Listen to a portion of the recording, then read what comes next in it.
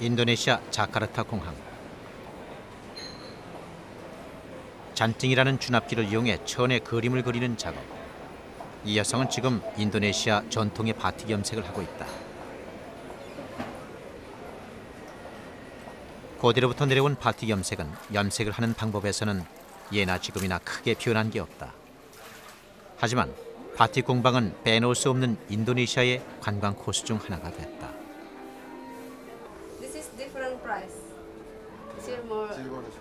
인도네시아를 찾는 사람이면 누구나 한 번쯤 바틱 공방과 바틱 샵을 방문한다. 인도네시아는 바틱 염색이라는 조상으로부터 이어온 전통을 오늘날의 대표적인 산업의 하나로 세계적인 문화상품으로 만들어가고 있는 것이다.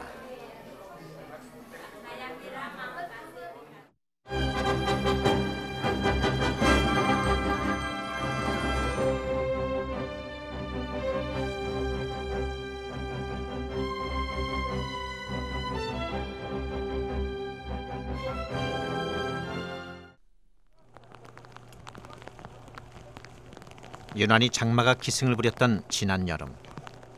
쏟아지는 장대비 속에서도 염색을 배우려는 사람들의 열의는 대단했다. 거품 난 걸 쪽꽃이라 합니다. 쪽꽃. 영취산 자락에 자리한 통도사의 부속절 서우남.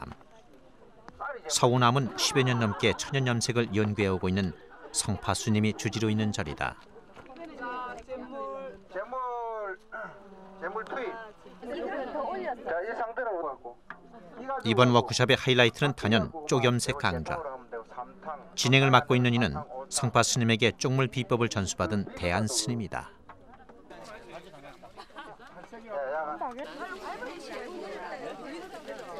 저는 지금 이제 일단 쪽을 주제로 이제 학위 논문을 쓰고 있고요.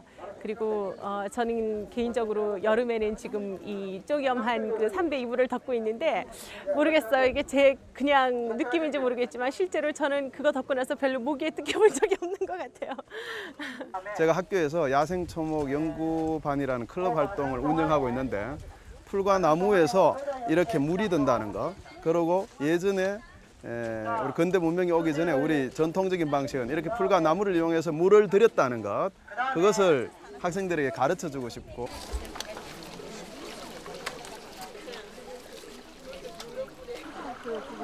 최근 몇 년 사이 불고 있는 천연염색 붐. 천연염색에 대한 이런 관심은 자연의 색을 찾고 우리 고유의 전통 염색을 재현하는 일 이상의 의미를 가진다.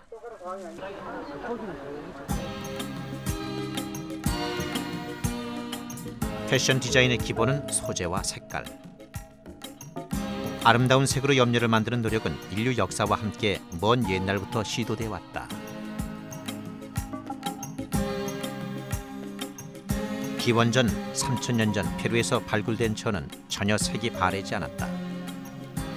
그런가 하면 2세기에서 3세기 이집트 사막에서 발굴된 천은 쪽으로 염색돼 있다. 고대 염색은 동서양을 막론하고 식물성 염료를 가장 많이 사용했다. 인류 역사상 식물 염료로 가장 먼저 사용된 것은 인디고.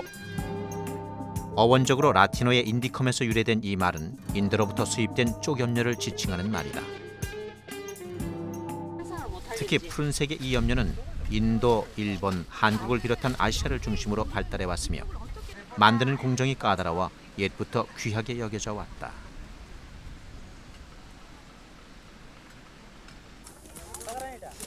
19세기 말까지 인디고의 세계적인 산지였던 인도. 인도 역시 화학염료의 영향을 받아 지금은 마드라스 근교 한 곳에서만 인디고를 생산하고 있다.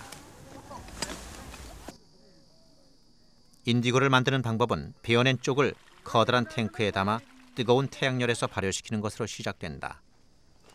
12시간 이상 발효된 물을 다른 탱크에 옮긴 다음 석회 가루를 넣고 탱크 속으로 사람이 직접 들어가 2시간 동안 고무래질을 한다.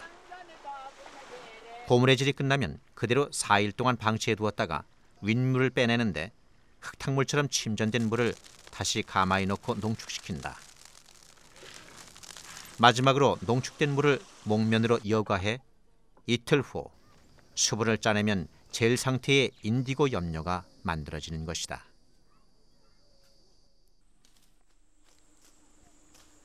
쪽물을 만드는 방법은 침전시켜 만든다는 점에서는 인디고와 거의 비슷하다. 먼저 수확한 쪽을 항아리에 담아 물을 부어 양지에서 하루 정도 방치해둔다. 건져낸 물에 석회가루를 넣고 고무래질을 해준다. 약 4일 동안의 고무래질이 끝난 후 하루 정도 그대로 두면 청색 염료는 침전하고 맑은 물만 위로 뜬다. 윗물을 버리면 고체 상태의 쪽 염료만 남게 되는데 이것을 보관해 두었다가 잿물을 섞어 염색을 하는 것이다.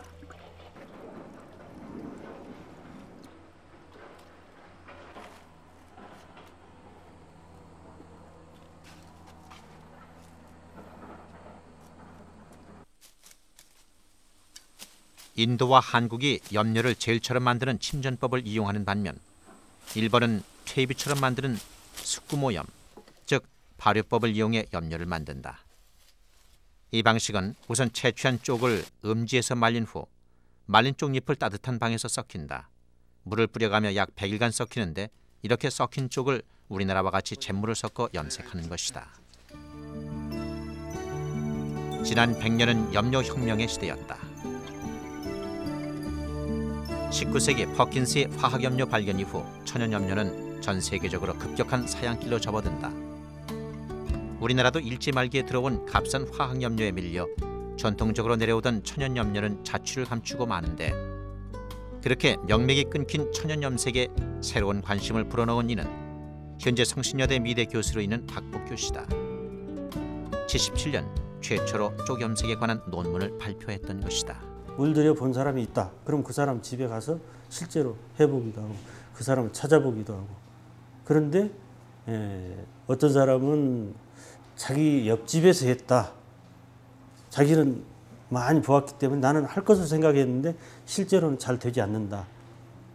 제가 쪽을 재배해가지고 실제로 가지고 와서 한번 도와주십시오. 해봐 주십시오. 이렇게 이야기할 때 실제로는 또 못하더라고요. 그런 어떤 그 여러 가지 그 문제점이 막 생기고 굉장히 어려운 점이 많았죠. 예용의 선생이라고 계세요. 그분이 이제 인간문화재라는 책도 쓰시고 또 그런 책을 쓰시면서 이 쪽에 대한 연구를 조금 하셨던 분이에요. 그래서 거기에 이제 약간의 그 어드바이스를 받고 또 그분이 쪽씨를 구해다 주신 분이에요. 용액이니까 이게 그렇지 입자가 있으니까. 논문을 발표하고 난 이듬해 박복규 교수가 예용해 씨에게서 받은 쪽씨를 가지고 찾아간 곳은 전라남도 나주의 정관채 씨 집이다. 사람이나 이런 쪽염 조금 정생이 커피 많이 가라앉은 다음에 걷어 올려야 돼. 요즘 정관채 씨 집은 손님이 끊이지 않는다. 대부분 쪽염료를 만드는 방법과 염색법을 배우기 위해 오는 사람들이다. 하지만 목포대 김천일 교수는 조금 색다른 이유로 이곳을 찾는다. 고전을 보니까 식물성 염료하고 광물성 염료가 섞어져야지 그 서로 간에 상응해서 좋은 결과가 나온다고 돼 있으니까 이제 염료 쪽 마지막 제 연구 분야인데 염료를 연구하게 됐어요. 그래서 다른 색깔은 되게 다 쉽게 만들어지는데 이 남색, 쪽색만큼은 뭐 무단에도 마찬가지로 됐지만 가장 만들기 까다로운 게 바로 이 쪽이에요. 제가 실험적으로 만든 걸 써봤거든요. 모든 사람들이 탄성을 질렀어요. 너무 아름다운 색깔 나온다고. 78년부터 연구를 시작해 20여 년 동안 쪽염색을 해온 정관채 씨. 아랫부분에 배수구를 만들어 놓은 통, 거품기로 대신한 고무래질. 염료 만드는 공정도 나름대로 편리하게 갖추고 있다.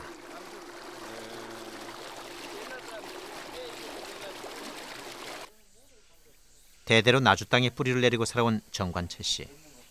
정관채 씨 집안은 먼 조상 때부터 쪽염색을 해왔다. 지금 위에 저 파랗게 보이는 그 남색으로 남아있는 쪽빛이 남아있어요.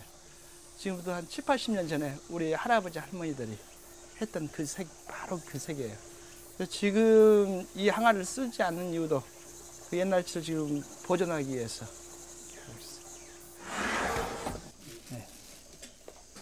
지금 이러한 형태로도 남아있고. 염료 만드는 방법을 비교적 과학적으로 이해하고 있는 정 씨지만 단절된 쪽물을 재현해내기란 결코 쉬운 일은 아니었다.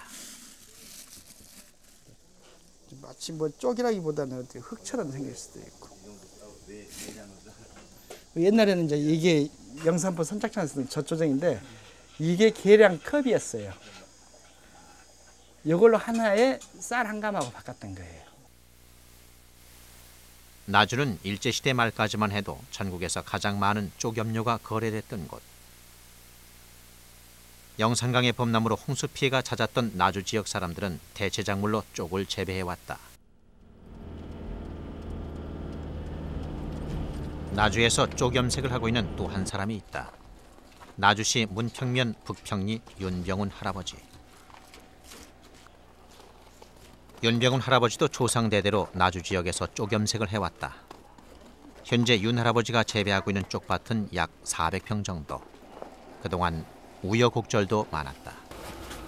전쟁통에 쪽밭이 망가져 씨조차 받아놓지 못해 중단됐다가 70년대 말 어렵게 구한 쪽씨 몇 개로 지금에 이르렀다. 여러 건 노래야 있난다.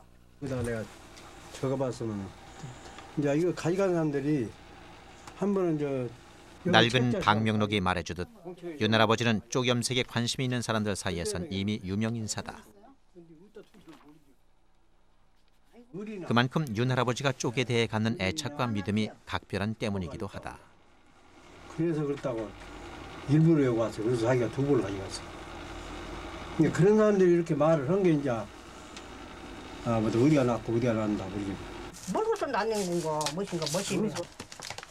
쪽의 효능을 듣고 소포로 직접 옷을 붙여오는 사람들도 있다. 그것을 한 표를 보내는데 영만 먹고 싶다고 합니다. 이렇게구만. 겨울 농한기 한철 작업에 불과하지만 윤 할아버지 내배는 쪽 염색으로 해마다 1,000만 원 이상의 수입을 올리고 있다. 농사보다 효자 노릇을 하고 있는 셈이다. 부장 탄 게 그러지라. 실컷 때 기름 탄다고 그러지. 거시기도 안 봐. 앙침서도 누구 안 봐라. 영감하고 둘이 앙치고 며느리 있어도 안 봐.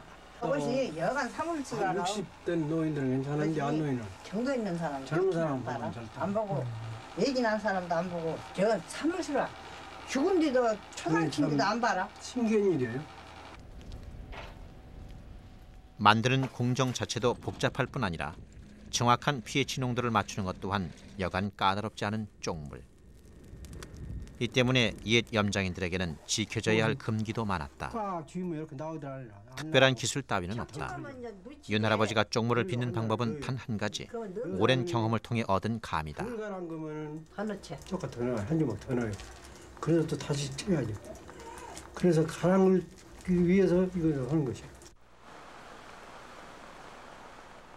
통도사의 부석 박물관. 이곳에는 천년 세월을 고스란히 간직한 신라시대의 불경이 전시돼 있다. 하지만 천년 세월에 믿기지 않을 만큼 선명한 푸른빛, 다름 아닌 쪽으로 염색된 것이다.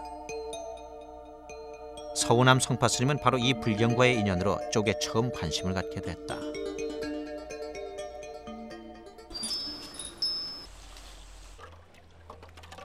(88년부터) 선수 쪽 재배를 시작한 성파스님은 10여 년 넘는 세월을 쪽물 재현에 쏟아부었다. 지금까지 스님이 재현한 천연염료는 쪽물 이외에도 30여 종에 이른다.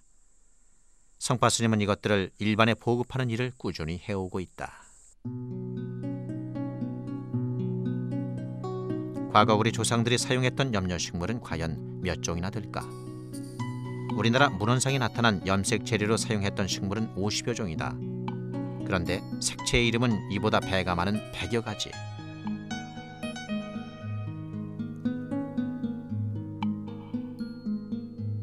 푸른색 계열 하나만도 옥색, 취람, 천남, 천장, 청벽색 등 다양하다. 이는 같은 재료라 해도 천연염색의 경우 염색을 하는 방법이나 사용하는 재료의 부위 또는 염색 횟수에 따라 수십, 수백 가지의 간색으로 염색되기 때문이다.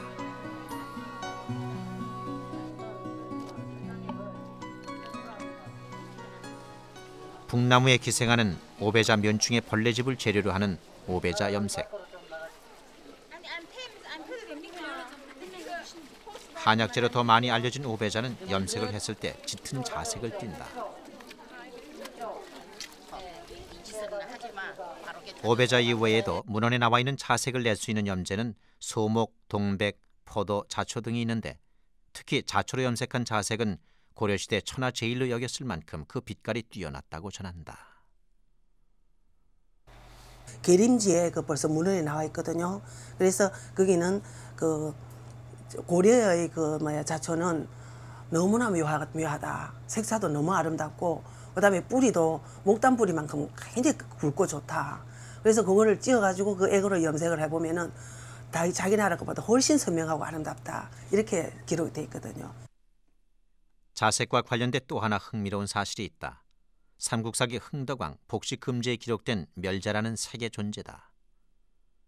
이제 흥덕왕 그 복식금제 때가 834년으로 기억되는데 그때에 이 사두품 여자의 옷에 말하자면은 자자라는 명칭과 멸자라는 명칭이 나와요. 그래서 이제 자자는 자색을 진하게 흰색 이렇게 생각할 수도 있는데 이 멸자색이 어떤 색일까? 이것은 그 이후에 고려나 조선에서는 전혀 나오지 않는 문자거든요. 우리가 잃어버린 멸자색은 놀랍게도 일본의 전통색을 재현해 놓은 책에서 찾을 수 있다. 일본은 10년 전에 이미 예로부터 전해져 온 자신들의 전통색 100가지를 연구, 복원해 놓았던 것이다.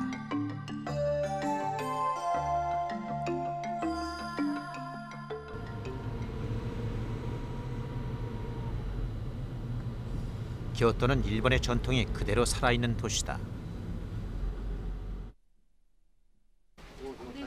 다나카 센류는 천연 염료를 파는 상점 중에선 일본 내에서 규모가 가장 큰 상점이다.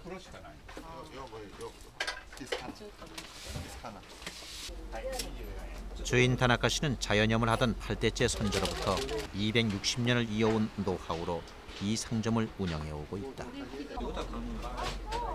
もうビビたるもんになりましたですね。昔は私らの子供の自分はもう日本国内がもう5割以上ありましたが、もう現在はもうほとんど。 전 세계 식물 염료의 약 10%를 취급하는 이곳은 일본 이외에도 중국, 인도, 한국, 페루 등 세계 각국에서 수입된 염료를 판매한다.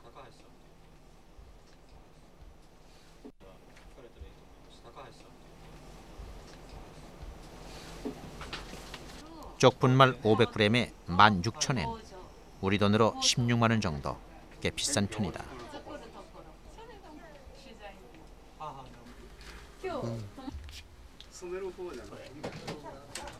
일본에서 천연염색의 붐이 일기 시작한 것은 15년 전.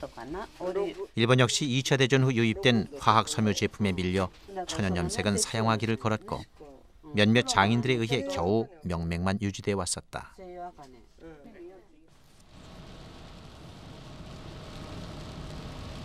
요시노강을 기고 있는 도쿠시마의 지형은 나주와 많이 흡사하다. 강의 범람으로 이곳에서도 쪽 재배가 성했고 도쿠시마는 일본 쪽 생산의 중심지다. 도쿠시마 쪽 박물관. 일본의 유일한 쪽 박물관인 이곳은 옛날 이 지역 염료 도매상이었던 사람의 집을 개조해 만든 것이다.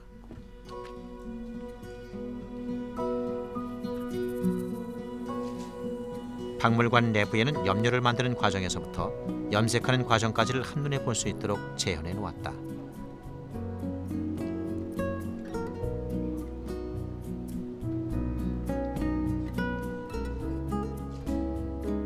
(2층) 전시실로 올라가 보면 일본을 대표하는 명인들의 수준 높은 작품들과 만날 수 있다.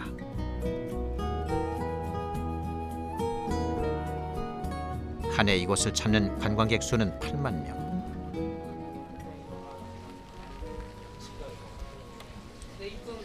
관심이 있는 사람들은 직접 염색을 시연해 보기도 하는데 도쿠시마에서는 이처럼 쪽 염색을 특산품으로서뿐 아니라 관광 상품으로까지 개발하고 있다.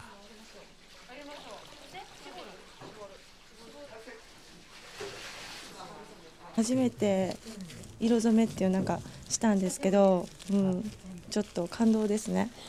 大学時代にここに住んでたんで。 それの思い出を作るためにもう一回来て藍染めで染めてみようと思ってきました。 일본 내 쪽 염색의 25인 명인 중 한 사람인 사토 쇼닌 씨. 그의 집안은 19대 선조 때부터 대대로 쪽 염색의 명인이었다. 사람들로부터 천연염료가 외면당했을 때도 쪽을 지켰다. 日本も韓国も世界中一緒と思うんですけど、世の中が落ち着いてくるほどに藍染めはだんだんこれから増えてくると思います。発達してくると思います。 현재 사토 씨의 젊은 아들도 그의 뒤를 이어 쪽 염색을 하고 있다. 일본에서 명인이 되려면 30년 이상 이 일을 해야 한다.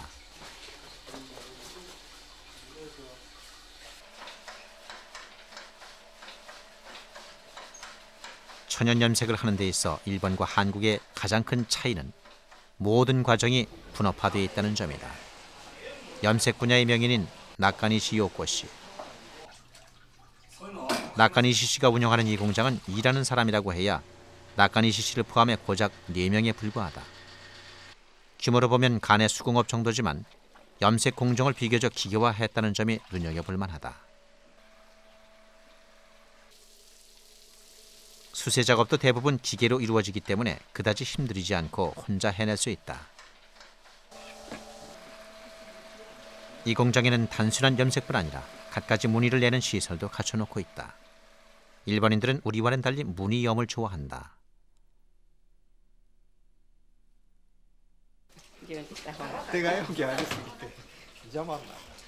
이것도 누구나 와서 염색을 배울 수 있도록 개방돼 있다.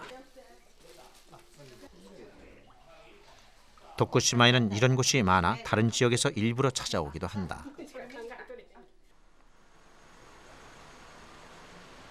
사토 씨나 나카니시 씨 같은 명인들의 작품만을 취급하는 전문 상점도 있다.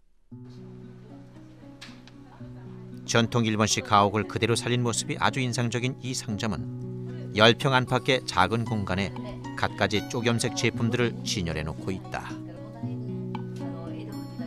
천과 함께 디스플레이된 푸른색 안료를 입힌 도자기들, 소품 하나하나도 세심한 신경을 썼다. 손님은 상점 안에 마련된 일본식 다다미 방에서 차를 대접받기도 한다.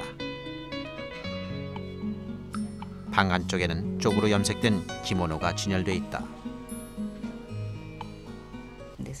はい、それで漢方薬ですので、血をきれいにしてアルカリ性に変えるとか、体にはすごくいいんです。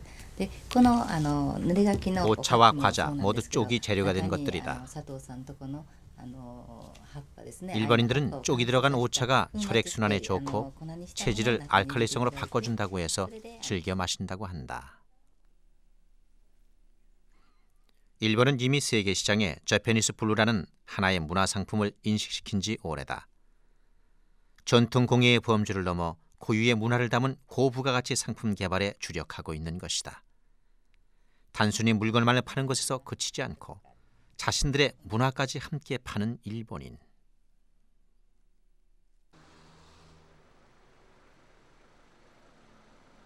최근 우리 정부에서도 천연염색의 산업화에 관심을 갖기 시작했다. 96년부터 산업자원부에서는 천연염색의 산업화를 위해 약 15억 원을 지원해오고 있다.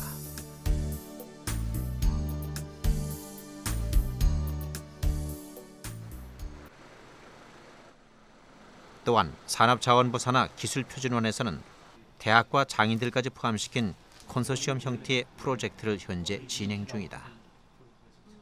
그래서 저희들은 천연염색의 실용화에 있어서 가장 문제점이 된다고 생각이 되는 길류도 측면하고 색상 다양화 측면의 연구를 주로 하고 있습니다. 하고 있는데 지금까지 결과를 봤을 때 물론 미흡한 부분도 많이 있지만은요. 실용화가 가능하다고 판단이 되는 그런 결과들도 많이 도출이 되고 있고.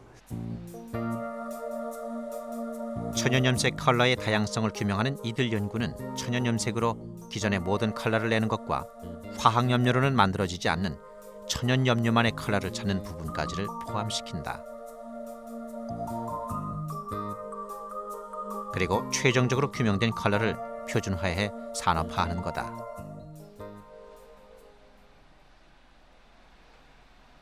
색은 특정한 빛을 흡수 또는 반사한다. 이러한 작용 때문에 우리가 색을 감별할 수 있게 되는데 흡수한 빛이 아닌 반사된 빛이 우리 눈으로 보는 색깔이다. 칼라메타는 반사된 빛의 파장을 그래프로 보여준다. 칼라메타 측정을 통해 화학염료와는 다른 천연염료만의 특성을 확인할 수 있다.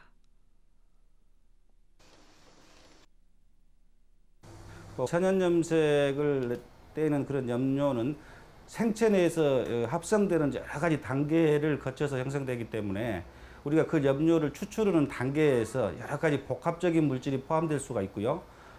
화학염료를 합성할 때는 화학적인 어떤 그 반응 조건을 갖추게 되면 한 가지 물질만 그 선택적으로 반응 생성되게 됩니다. 보시는 바와 같이 이 화학염료의 경우에 있어서는 여기서 보면 480나노메타에서 집중적으로 색깔을 띠고 있고요. 밑에 보라색을 띠고 있는 이 천연염료의 경우에 있어서는 400나노메타부터 600나노메타까지 각각의 색깔을 균일하게 혼합되어 있습니다. 이러한 특성 때문에 화학염료는 순도가 높은, 채도가 높은 그런 색을 발현하게 될 거고요. 천연염료는 순도가 낮은, 채도가 낮은 그러한 색깔을 발현하게 되는 겁니다.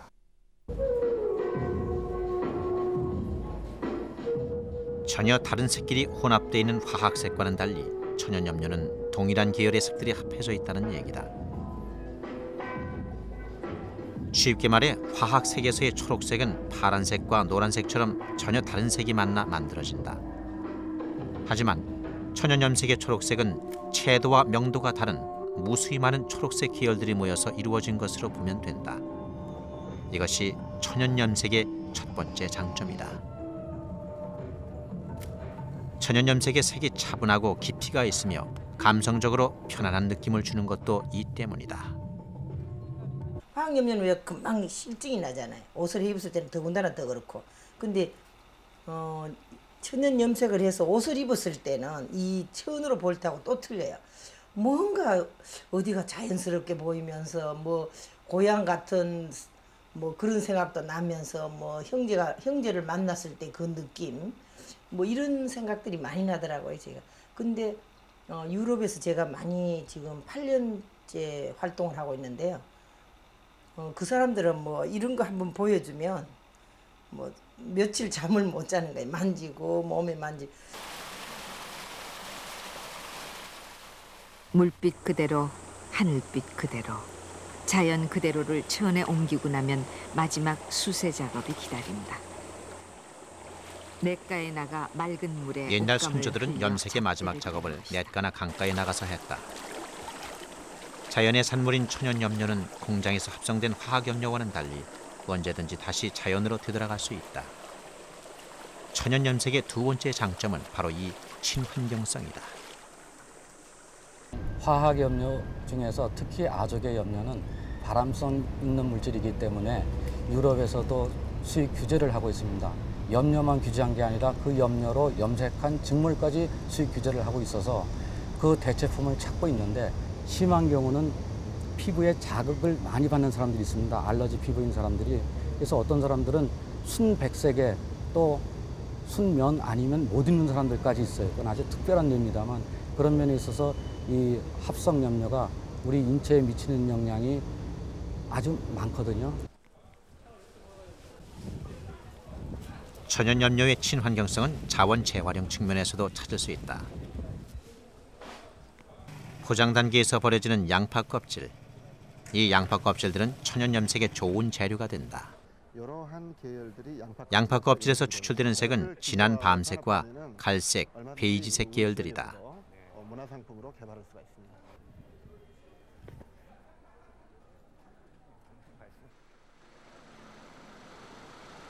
천연염색 제품이 항균성이 있다는 얘기는 이미 오래전부터 전해져 왔다. 그렇다면 정말 항균성이 있는 것일까? 실제로 가장 대중적으로 염색되고 있는 쪽, 치자, 감, 홍화 등을 실험해봤다.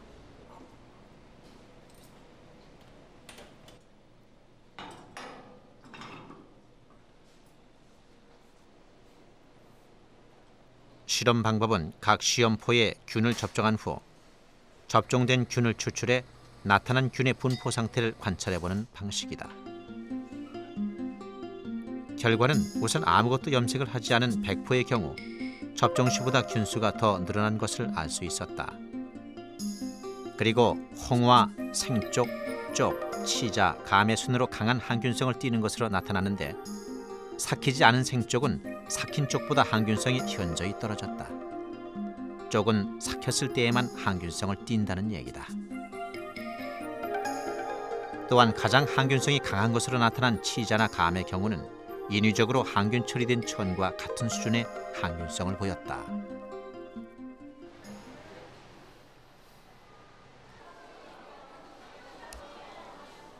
그런데 간물 염색의 항균성은 이미 가로수로 잘 알려져 있다.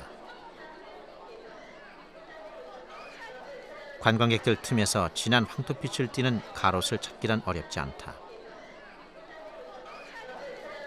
가롯은 제주를 대표하는 관광상품 1호. 원래 제주도의 노동복이었던 가롯을 처음으로 상품화시킨 사람은 디자이너로 변신한 제주 출신 가수 은희 씨였다.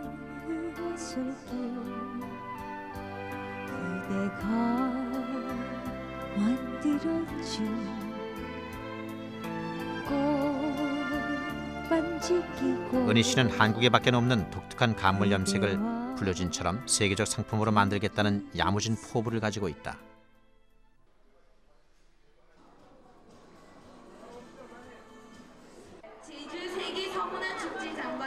가롯이 세계적으로 주목받았던 건 지난 98년 섬문화축제. 축제 도우미들이 입은 가롯은 행사장을 찾은 이들에게 대단한 호응을 얻었다.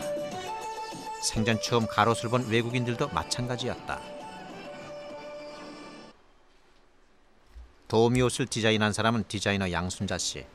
그녀 역시 가롯의 매력에 흠뻑 빠진 사람 중에 하나다.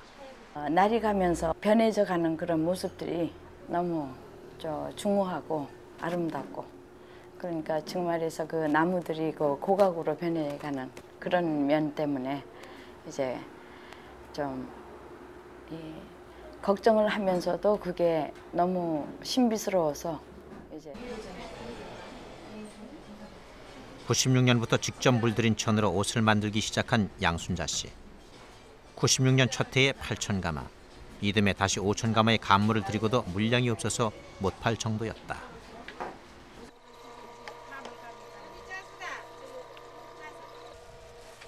간물 염색 방법은 아주 간단하다. 풋감을 따 으깬 다음 그 즙을 손으로 주물러서 천에 골고루 묻히면 된다.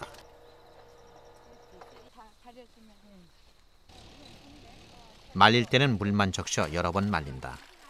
간물은 물에 적셔 말릴 때마다 색이 조금씩 더 진해지는 특이한 성질이 있다.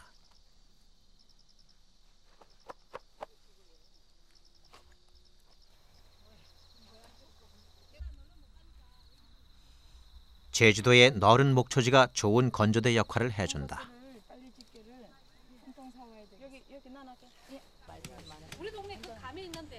성읍 민속마을 등 제주도에서는 3, 4년 전부터 간물을 들이는 사람들이 서서히 늘어나고 있다. 무엇보다 돈이 되기 때문이다. 그런가 하면 관광지라는 이점 때문에 매년 수요도 증가하고 있다. 모질래요, 모질래 이거가. 지금 이 옷이 입어보니까 좋다고 해가지고 서울 분들로도 입으니까 아주 몸이 편하고 좋다고 해서 많이 붙여달라고 붙여드립니다. 제주도 사람들에게 가롯은 서민들의 노동복으로 삶과 애환을 함께 해온 옷이다. 그런 점에서 제주의 가롯은 어떻게 개발되느냐에 따라 단순한 특산품 이상의 고유의 문화산업으로서의 가능성도 충분히 가지고 있다. 올 2월 문화관광부에서는 문화상품진흥기본법이라는 새로운 법을 제정 발표했다. 이 법은 시도 차원의 문화산업단지 조성, 문화상품업체 창업 지원 등 문화 관련 산업에 대한 지원을 내용으로 하고 있다. 제주도처럼 다른 지자체도 고유의 전통 천연 염색을 산업화할 수 있는 여건이 마련된 것이다. 그건 이제 면입니다. 그건 면이고. 최근 유럽에서도 독일을 중심으로 천연 염색의 산업화가 활발히 진행 중이다.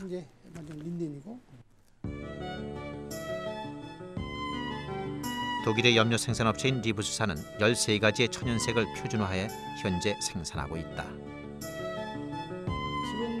저기에 와 있는 수준은 표준화 염색 방법이라고 보통 얘기하는데, 표준화 염색 방법이라는 것이 지금까지 알려진 화학 염료를 이용한 염색 공정과 같은 공정으로 염색을 하고 있다는 그런 내용이 되겠네요. 그럼 여기에서 지금 유럽 내에 약 한 7, 8개 업체에서 한 2년 전부터 지금 시작을 하고 있습니다.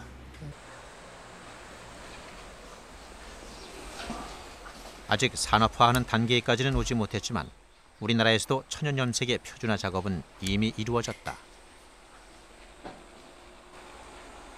나주 동신대 이상필 교수.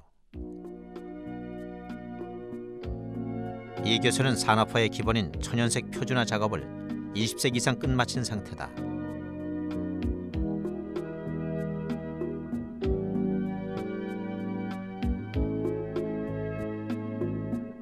표준화란 천연 염색의 제품화가 가능하도록 조건을 맞추는 일, 즉 일정한 색을 낼 수 있는 염색 방법을 포함해 땀, 일광 등의 색이 바라지 않는 결례도, 세탁 시 색이 빠지지 않는 내 세탁성 등을 적합하게 만든 상태를 말한다. 최근엔 이 교수는 표준화 작업을 바탕으로 염료를 분말화하는 연구를 진행 중에 있다. 농축을 시켜서 분말화를 했을 경우에 이것은 사계절을 쓸 수가 있고, 두 번째로는 재현성 부분입니다. 기존의 식물을 바로 추출해서 염색을 할 경우에는 항상 색의 농도라든가 이러한 것들을 기준을 잡기가 힘들지만은 분말화했을 경우에는 이러한 것들을 정량적으로 염색을 할 수 있기 때문에 기계화나 표준화 쪽으로 접근이 가능하다고 생각이 됩니다. 염료 분말화는 천연 염색을 산업화하는 가장 중요한 열쇠다. 정량적인 염색을 가능하게 한다는 점 외에도 천연 염색의 경우는 계절에 따라 특정한 염색 재료를 구하기 힘들다거나 설사 구했다고 해도 보관하는 데 많은 어려움이 따른다. 바로 이러한 문제들이 분말화를 통해 해결될 수 있다. 또한 분말화된 천연 염료의 이용 가치도 무궁무진하다. 천연 염료가 인체에 해를 주지 않기 때문에 식품이나 화장품 등의 첨가물로도 사용될 수 있고 그 자체로 그림의 안료가 되기도 한다.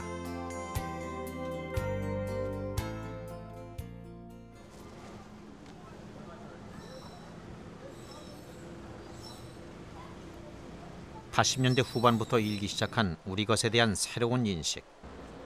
산업화 물결 속에 잃어버린 전통의 가치를 되돌아보는 것이었다. 우리 옷, 개량 한복, 생활 한복 등 한국적인 특색을 담고 있으면서도 생활의 호흡이 배일 수 있는 상품을 개발하기 시작한 것도 이 무렵이다.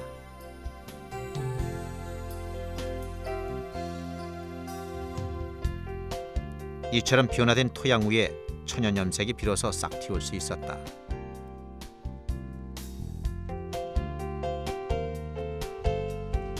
그렇다면 단지 전통의 재현이나 취미를 넘어 문화산업으로서 천연 염색의 개발 가능성은 있는 것일까?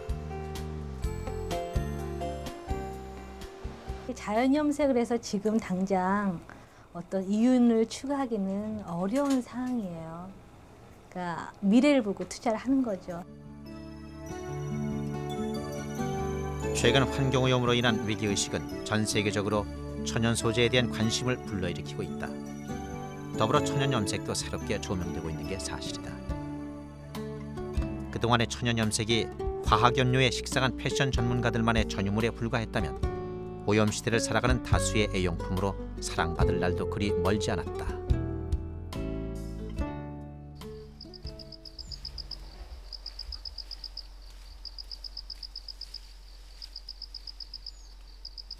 어둠이 채 가시지 않은 이른 새벽, 캄캄한 장막을 헤치고 장인의 하루는 시작된다.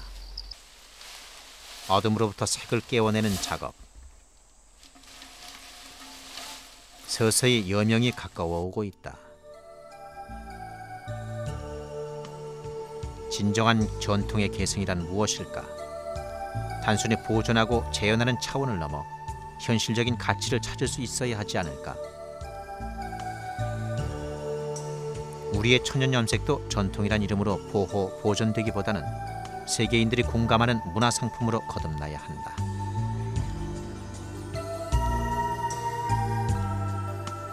한국의 천연 염색은 염색 수준이나 경쟁력 면에서 충분한 상품 가치를 지니고 있다.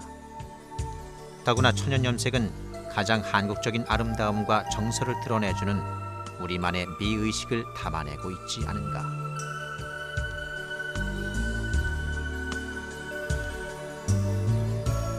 천연 염색의 산업화와 개발은 우리에게 21세기 세계 시장에 새로운 통로를 열어줄 빛이 될 수 있다.